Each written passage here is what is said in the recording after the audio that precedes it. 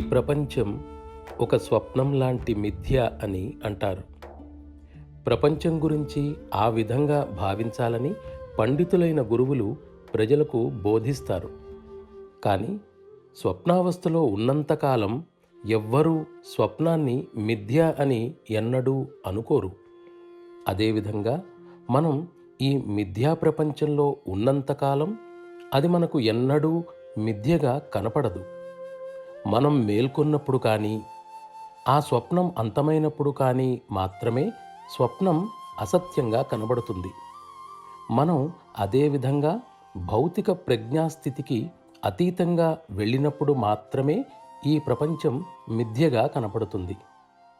కానీ కేవలం ఈ జగత్తు మిథ్య, ప్రతిదీ మాయా, భ్రమ అని అనుకోవడం వల్ల కానీ, ఊహించటం వలన కానీ, నిరంతరం వల్లెవేయటం వలన కానీ ఆ స్థితి పొందటం ఎన్నటికీ సాధ్యం కాదు.